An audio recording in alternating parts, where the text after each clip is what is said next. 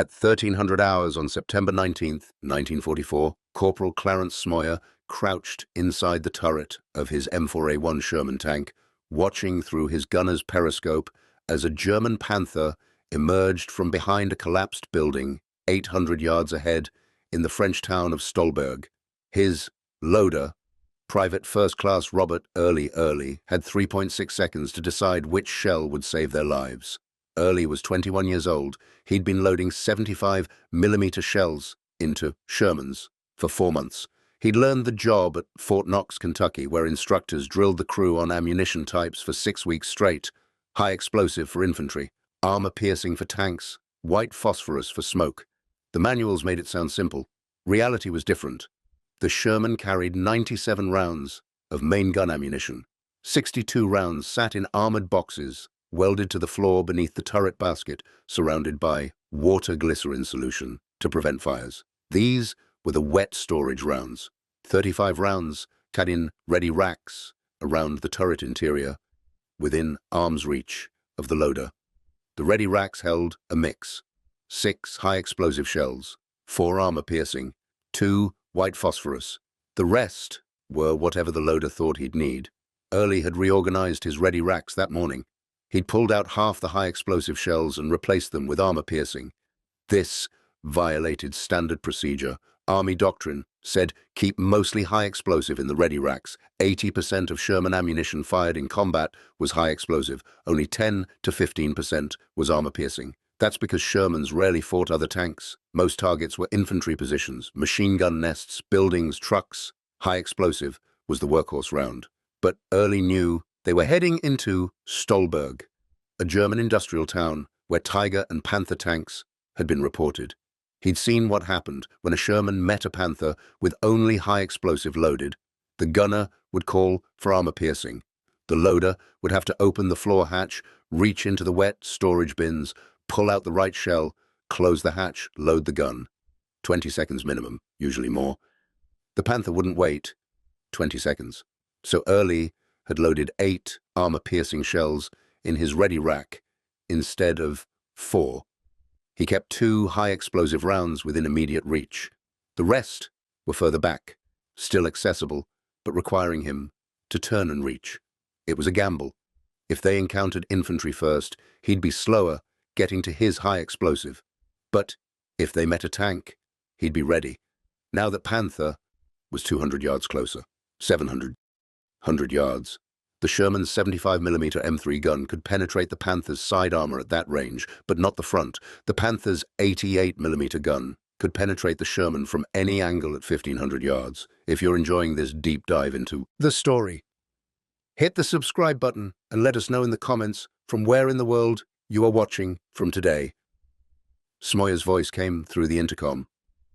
Armor piercing. Earley's hand moved automatically. He grabbed an M61 armor-piercing ballistic capped shell from the ready rack. 14.96 pounds. The shell was painted black with a white tip. The brass cartridge case held the propellant charge. The complete round weighed 19.92 pounds. Earley lifted the shell with both hands, swung it toward the breech. The gun was still elevated from the last shot. He had to wait for Smoyer to depress the barrel. The hydraulic traverse whined as Smoyer centered the gun on the Panther. The breech dropped to loading height. Earley shoved the shell into the chamber. The spring-loaded breech block slammed shut automatically. He slapped Smoyer's shoulder. Loaded. The gun fired. The recoil threw the breech back 18 inches. The spent cartridge case ejected automatically, clattering onto the turret floor. Smoke filled the turret. Earley watched through the haze as the tracer showed the shell's path. It hit the Panther's frontal armor at 700 yards. The shell bounced off. No penetration. The Panther's turret traversed toward them. Smoyer was already adjusting aim. Again, he said. Earley grabbed another armor-piercing round, loaded it, slapped Smoyer's shoulder. The gun fired. Another hit, another bounce. The Panther's armor was too thick at that angle. The Panther fired. The 88mm shell hit their Sherman's glacis plate. The tank shuddered. The shell ricocheted upward. It had struck at an angle, deflecting off the sloped armor without penetrating. The crew was unhurt, but they'd been lucky. One more hit in the same spot might punch through. Smoyer's voice was steady. "We need to move. Driver, reverse 20 yards and angle left." The Sherman lurched backward. The Panther fired again.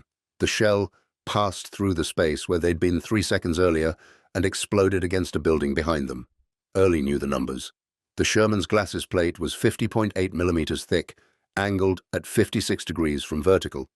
That gave an effective thickness of 90.8 millimeters against a straight-on shot.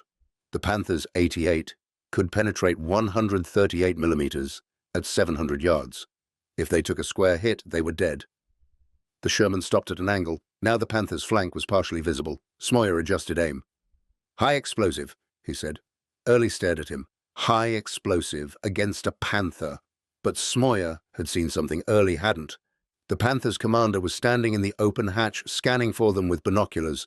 A high explosive shell wouldn't penetrate the tank, but it would kill the commander. Without the commander directing fire, the Panther's gunner would be blind. Earley dropped the armor-piercing round back into its rack and grabbed an M48 high-explosive shell. It weighed 19.56 pounds with the supercharged propellant. He loaded it, slapped Smoyer's shoulder. The gun fired. The high-explosive shell detonated against the Panther's turret. 1.5 pounds of TNT exploded. The German commander disappeared in the blast. The Panther's hatch flipped open. Smoke poured out. The tank didn't move. "Armor-piercing," Smoyer said. The Panther was stationary now. Its crew either dead or bailing out. Earley loaded another M61. The gun fired. This shot hit the Panther's side armor. At 700 yards, with a 90-degree angle of impact, the M61 could penetrate 81 millimeters of armor. The Panther's side armor was 40 millimeters. The shell punched through. Fire erupted from the Panther's engine compartment.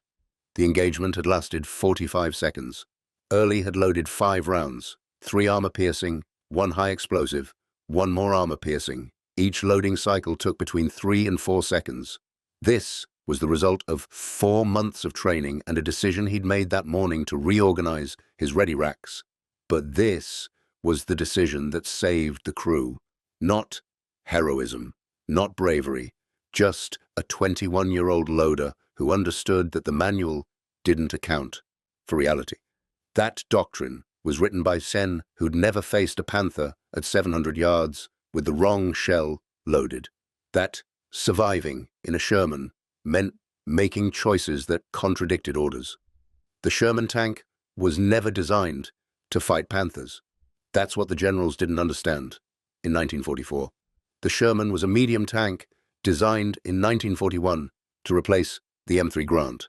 Its primary mission was infantry support, break through defensive lines, destroy machine gun positions, suppress anti-tank guns. The 75mm M3 gun was perfect for this role. It fired a high-explosive shell containing 1.5 pounds of TNT. The gun could fire 20 rounds per minute if the loader was fast enough. When the Sherman entered combat in North Africa in October 1942, it was the best tank in the world. Its frontal armor resisted the German 50mm guns on the Panzer III and early Panzer IV models. Its 75mm gun could penetrate any German tank it faced. British tankers who'd been fighting in Crusader and Matilda tanks thought the Sherman was a miracle. American armor doctrine assumed the Sherman would remain superior throughout the war. The Germans had different plans. In 1943, they introduced the Panther medium tank and the Tiger heavy tank. Both were designed specifically to kill Soviet T-34 tanks on the Eastern Front, but they worked just as well against Shermans. The Panther weighed 45 tons, had frontal armor 100 millimeters thick, and mounted an 88mm gun that could kill a Sherman from 2,000 yards. The Tiger weighed 56 tons, had frontal armor 100 millimeters thick, and mounted an 88mm gun with even better penetration. The Sherman's 75mm M3 gun couldn't penetrate the Panther's frontal armor at any practical combat range. Against the Tiger, it was equally helpless from the front. American tankers in Europe learned this in June 1944, shortly after D-Day. The 3rd Armored Division entered combat in Normandy with 232 M4 Sherman tanks. During the European campaign, the division had 648 Shermans completely destroyed in combat. Another 700 were knocked out, repaired, and returned to operation. This was a loss rate of 580%. The Army's response was to develop the 76mm M1 gun and install it in new Sherman variants. The first 76mm armed Shermans arrived in Europe in July 1944. The gun used different ammunition with higher muzzle velocity. The M62 armor-piercing shell could penetrate 109 millimeters of armor at 1,000 yards. This was enough to penetrate the Panther's side armor and the Tiger's side armor, but still not enough for frontal shots. The real breakthrough came with the M93 high-velocity armor-piercing shell, known as HVAP. This was a tungsten-cored round that could penetrate 178 millimeters of armor at 1,000 yards, enough to penetrate the Panther's frontal armor, enough to kill Tigers from the front. The HVAP round traveled at 3,400 feet per second, nearly 1,000 feet per second faster than standard armor-piercing. But there was a problem. Tungsten was scarce. The HVAP rounds were manufactured in limited quantities. Supply was so restricted that a Sherman crew might receive one HVAP round per month, sometimes none. The shells were rationed at battalion level. Company commanders decided which tanks got them. Tank commanders decided when to use them. This created an impossible situation for loaders. Standard doctrine said, carry mostly high explosive shells, maybe 10 armor-piercing rounds out of 97 total. But if you encountered a Panther or Tiger, those 10 rounds might not be enough. And if you had one precious HVAP shell, when do you use it? Do you fire it at the first Panther you see? What if you miss? What if there's another Panther behind it? Loaders solved this problem through experience and improvisation. They reorganized their ready racks. They memorized exactly where each shell type sat. They developed loading drills that reduced the time between the commander's order and the gun firing.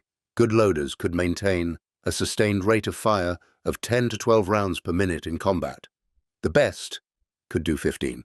The loading process required physical strength and muscle memory.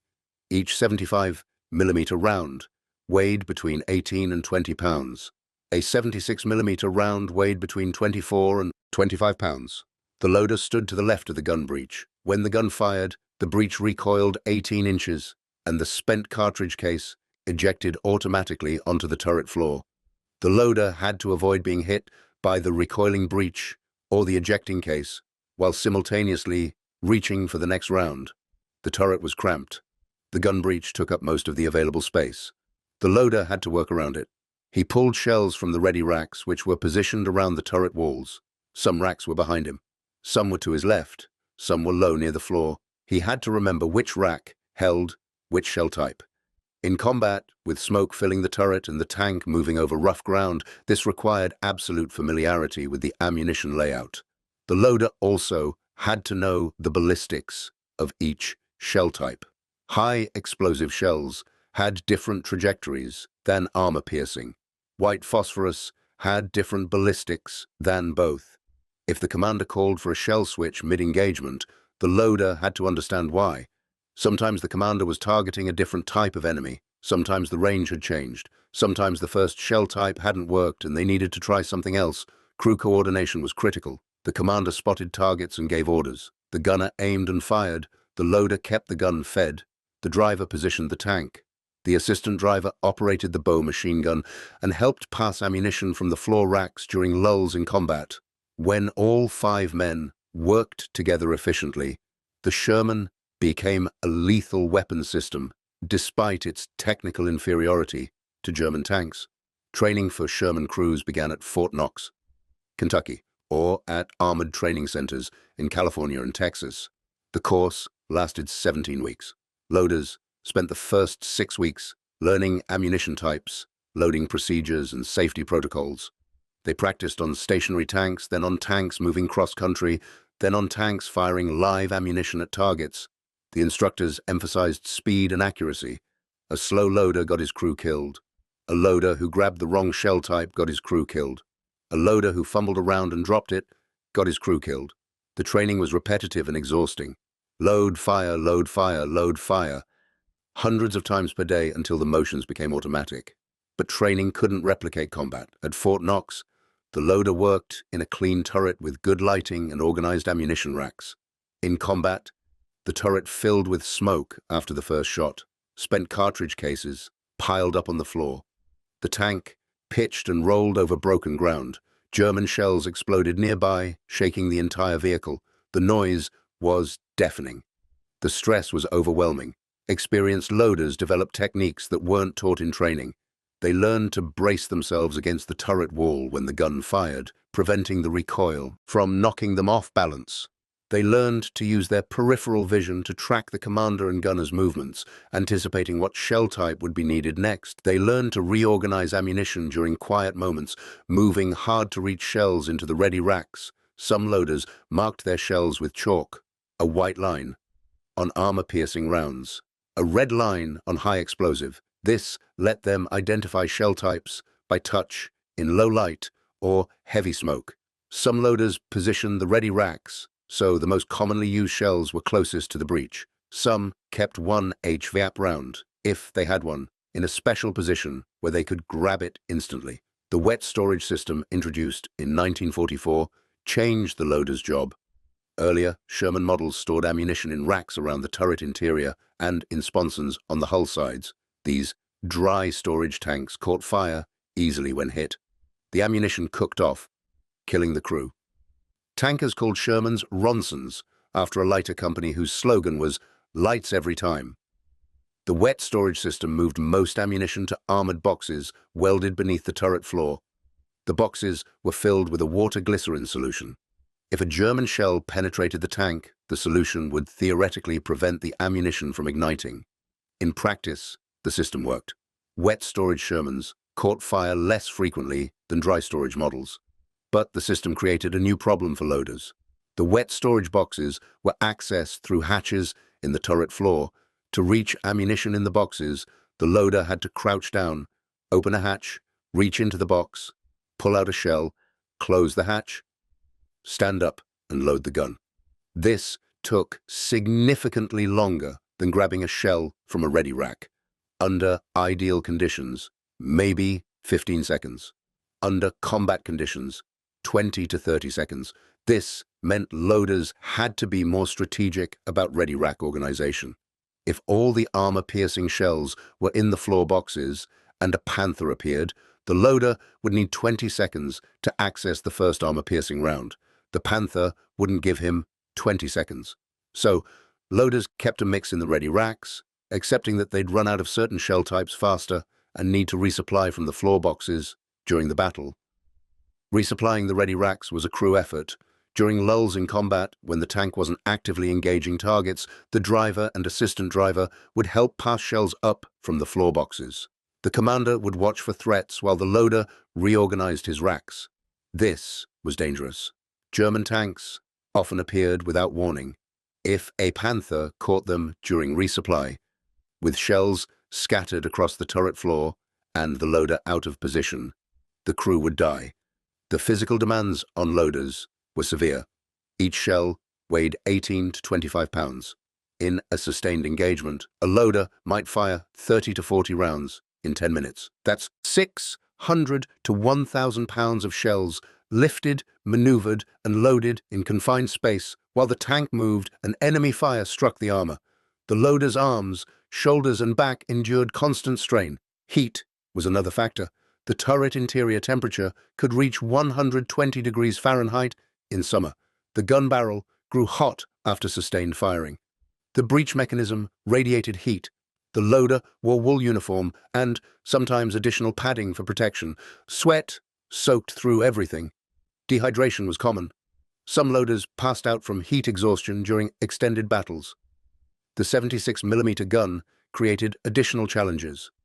The gun was introduced in July 1944 to give Shermans better anti-tank capability. The ammunition was larger and heavier than 75mm rounds. The complete M62 armor piercing round weighed 24 0.8 pounds.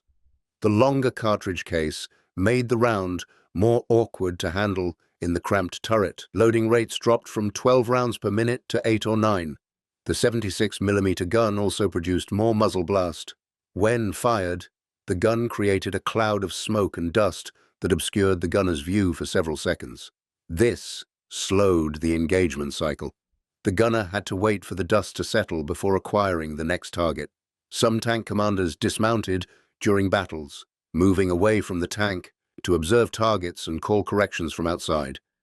This was extremely dangerous, but sometimes necessary. The high explosive performance of the 76mm gun was inferior to the 75mm. The M42 high explosive shell for the 76mm gun contained 0.86 pounds of explosive filler. The M48 high explosive shell for the 75mm gun contained 1.5 pounds. Since high explosive was the most commonly fired ammunition type, this made the 76mm gun less effective for the Sherman's primary mission of infantry support. Some armored divisions resisted receiving 76mm Shermans. General George Patton's Third Army initially declined them, preferring to keep 75mm tanks for their superior high explosive capability. The assumption was that tank destroyers and artillery would handle German armor. Shermans would suppress infantry and fortifications. This assumption proved incorrect. German tanks appeared everywhere, not just in dedicated tank battles. Panthers supported infantry attacks. Tigers defended critical positions. Shermans encountered them in villages, forests, and open fields. The crews needed the ability to fight armor, not just infantry. By late 1944, demand for 76mm Shermans increased. By the end of the war in Europe, approximately 53% of US Shermans in theater mounted the 76mm gun. But the real advantage wasn't the gun, it was the crew. A well-trained crew in a 75mm Sherman could defeat a poorly trained crew in a Panther. The Sherman had better visibility than German tanks. The commander had a vision cupola that provided 360 degrees of observation. The gunner had a periscope that gave wider field of view than the Panther gunner's narrow sight. This meant Sherman crews often spotted German tanks first. The Sherman's gun was stabilized in the vertical axis. This allowed the gunner to fire accurately while the tank was moving. German tanks lacked stabilization. German doctrine prohibited firing on the move. Their crews had to stop, aim, and fire. A Sherman could fire while advancing, giving it a critical time advantage in the opening seconds of an engagement. The Sherman's reliability was superior. The engine was a proven design. The transmission was robust. The suspension handled rough terrain well. Maintenance was straightforward. Crews could perform basic repairs in the field without specialized tools. German tanks were mechanically complex. Panthers and Tigers broke down frequently. Their engines overheated. Their transmissions failed. Their final drives wore out. A German tank might be invincible in combat, but useless if it couldn't reach the battlefield. American logistics ensured Shermans were always supplied. Ammunition, fuel, spare parts, replacement tanks, all flowed to the front continuously. German supply lines were disrupted by Allied air power. Panzer divisions ran out of fuel. Tank battalions ran out of ammunition. Repair depots lacked parts. Even when German tanks were superior in combat, they couldn't sustain operations. The Sherman's greatest advantage was numbers. American factories produced 49,324 Sherman tanks between 1942 and 1946. German factories produced approximately 6,000 Panthers and 1,347 Tigers. For every Panther, there were 8 Shermans. For every Tiger, there were 37 Shermans. This numerical superiority changed the tactical equation.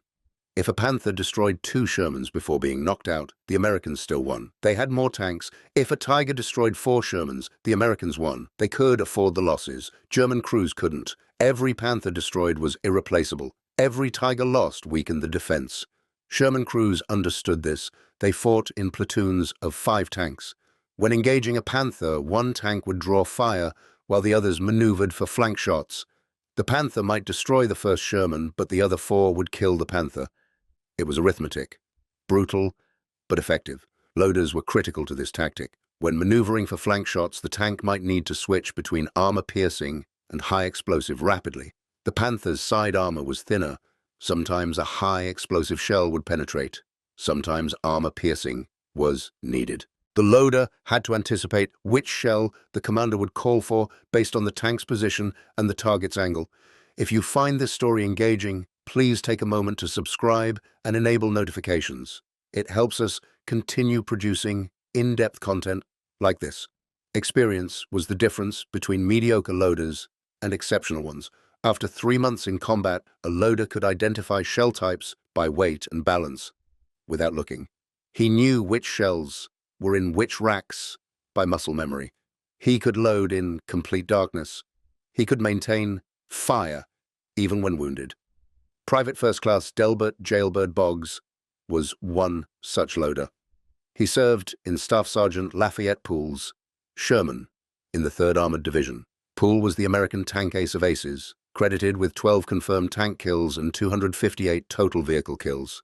This record was achieved in 81 days of combat from June 27th to September 19th, 1944. Poole's success depended on his crew. Boggs loaded every shell Poole's gunner fired. In sustained engagements, Boggs maintained loading rates that kept Poole's tank firing continuously, while German tanks struggled to reload. The German tanks had better guns and better armor, but Poole's crew fired faster. They landed more hits. They won. Boggs understood ammunition selection intuitively. When Poole called for armor piercing, Boggs loaded it in under 3 seconds. When Poole switched to high explosive for infantry, Boggs had the shell ready before the order finished. When Poole needed white phosphorus to mark targets for artillery, Boggs loaded it instantly. This coordination between commander, gunner, and loader made Poole's Sherman lethal, despite its technical inferiority. The white phosphorus round deserves specific mention. Designated M64, it was officially a smoke round. The shell contained white phosphorus that burst into flames on contact with air, creating a dense white smoke screen. But tankers discovered the white phosphorus was also devastating against personnel and unarmored vehicles. The burning phosphorus stuck to skin and continued burning. It couldn't be extinguished with water. Tankers used white phosphorus against German infantry in buildings, against troops in trenches, and against soft-skinned vehicles. The psychological effect was severe. German soldiers feared white phosphorus more than high explosive. Some units equipped with 76mm Shermans requested a 75mm tank be attached to each platoon, specifically to provide white phosphorus support. The M64 white phosphorus round weighed approximately the same as high explosive. Loaders typically carried 8 to 10 rounds in a full ammunition load. The shell was painted light gray with red or yellow markings. It had to be handled carefully. If the shell casing cracked, the white phosphorus could ignite spontaneously, filling the turret with toxic smoke and flames. The loader's position was arguably the most physically demanding in the tank. The commander made tactical decisions, but didn't lift shells. The gunner aimed and fired, but didn't handle ammunition. The driver and assistant driver sat in the hull away from the gun. The loader worked in the turret surrounded by explosives, handling heavy objects in cramped space while under fire. Injuries were common. Loaders suffered back strains from lifting shells. They suffered burns from touching hot gun barrels or breech mechanisms. They suffered cuts and bruises from sharp edges in the turret. When the tank was hit, loaders were often closest to the point of impact. The turret was where German shells struck. The loader was standing right there. The casualty rate for Sherman crews in Europe was severe. The 3rd Armored Division's experience was typical. They lost approximately 469 killed in action, 1,081 wounded in action, and 67 missing in action among tank crews. This doesn't include men who were knocked out of action by non-combat injuries, combat fatigue, or rotation home after extended service. Loaders who survived developed superstitions. Some carried lucky charms, some performed rituals before loading certain shell types, some refused to load a shell until the commander said a specific phrase. These behaviors seem irrational, but they provided psychological comfort in an environment where death could arrive without warning. The best loaders were promoted. A skilled loader might become a gunner. A skilled gunner might become a tank commander. A skilled tank commander might lead a platoon. This progression meant experienced crews were constantly being broken up. Just when a loader and gunner developed perfect coordination, one of them would be promoted and moved to another tank. Tank commanders tried to keep crews together when possible. Lafayette Poole kept the same crew for most of his combat service. Clarence Smoyer kept his loader, Robert Earley, through multiple engagements. These stable crews developed trust and efficiency that made them more effective than crews with frequent personnel changes. But casualties forced changes. When a loader was killed or wounded, a replacement arrived. The new loader didn't know the tank. He didn't know the crew. He didn't know how the commander liked his ready racks organized, or what shell types the gunner preferred. The crew had to rebuild their coordination from scratch. Replacement loaders often came from the assistant driver position. The assistant driver sat in the hull operating the bow machine gun. He also helped pass ammunition during resupply. This gave him familiarity with the ammunition types and the loading process. When a loader was lost, the assistant driver moved up to the turret. A new replacement joined the crew as assistant driver. The Sherman's ammunition load evolved throughout the war based on combat experience. In North Africa, in 1942, crews carried 75% high explosive, 15% armor-piercing, and 10% smoke. By Normandy, in 1944, the mix shifted to 60% high explosive, 30% armor-piercing, and 10% smoke in areas where German armor was expected. Individual loaders adjusted these ratios based on the mission. If attacking a fortified town, they carried more high explosive. If operating in terrain where Panthers were reported, they carried more armor-piercing. If supporting infantry in open ground, they carried more white phosphorus for marking targets and suppressing enemy positions. The loader's judgment became tactical intelligence. After months of combat, experienced loaders could predict what ammunition would be needed based on terrain, mission type, and enemy activity. They reorganized their ready racks before each mission accordingly. This proactive thinking gave their crews critical seconds when contact was made. The introduction of HVAP ammunition in late 1944 changed everything for those crews lucky enough to receive it. One HVAP round could kill a Panther from the front at 1,000 yards. This was something no other Sherman ammunition could accomplish. But the scarcity meant loaders had to make an agonizing choice: when to use it. Some tank commanders ordered their loaders to fire the HVAP round immediately upon encountering a Panther or Tiger, get the kill before the German tank could respond. Other commanders held the HVAP round in reserve, using standard armor piercing first and saving the HVAP for emergency situations. There was no doctrine for this. Each crew decided for themselves. Records from the Third Army show that between August 1st, 1944 and March 19th, 45, Sherman crews using HVAP ammunition achieved significantly higher kill ratios against German heavy armor. The 13th Tank Battalion fired 55 rounds of armor-piercing ammunition and 19,634 rounds of high explosive during this period. The ratio demonstrates how rare tank versus tank combat actually was. But when it occurred, having the right ammunition meant survival. The loader's contribution to Sherman effectiveness was never officially recognized. There were no medals for loading shells quickly, no commendations for smart ready rack organization, no promotions specifically for ammunition management. Yet, every successful Sherman engagement depended on the loader doing his job perfectly, under conditions that would break most men. When the war in Europe ended on May 8, 1945, thousands of Sherman loaders came home.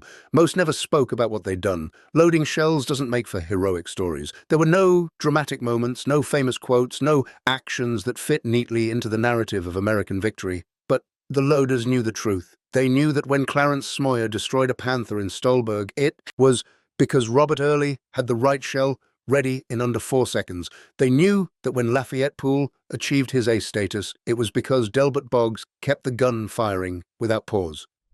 They knew that when any Sherman defeated a superior German tank, it was because some 21-year-old loader had made the right choice about which shell to load and how fast to load it.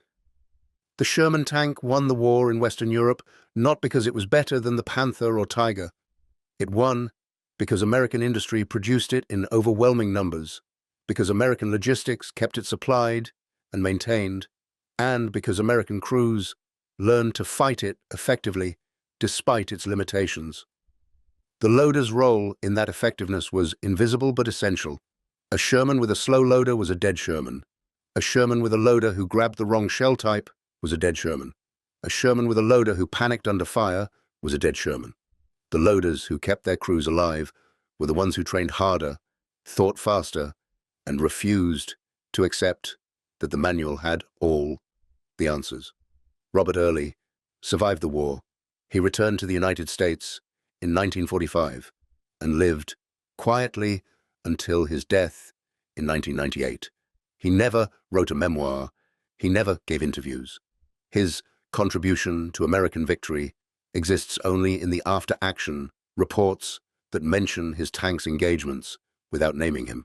Delbert Boggs survived as well. He served with Lafayette Poole until Poole was severely wounded. In September 1944, Boggs continued fighting in another Sherman with another crew. He came home in 1945 and disappeared into peacetime anonymity. Thousands of other loaders followed the same pattern. They did their jobs. They survived when they could. They came home and tried to forget the smell of powder smoke in a closed turret, the weight of shells in their arms, and the sound of German shells striking armor inches from where they stood. The Sherman tank's legacy is complex. Military historians debate whether it was a death trap or a war-winning weapon. The answer is both. It was inferior to German heavy tanks in armor and firepower, but it was superior in reliability, visibility, production numbers, and crew efficiency. The loaders were part of that efficiency. They made the Sherman lethal not through technical superiority, but through skill, training, and the kind of practical intelligence that comes from experience.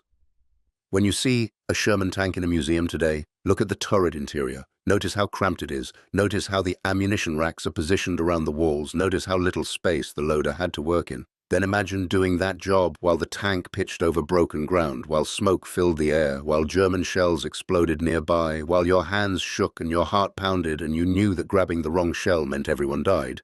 That was the loader's war. Not glorious, not celebrated, but absolutely essential to victory. Thank you for watching. For more detailed historical breakdowns, check out the other videos on your screen now and don't forget to subscribe.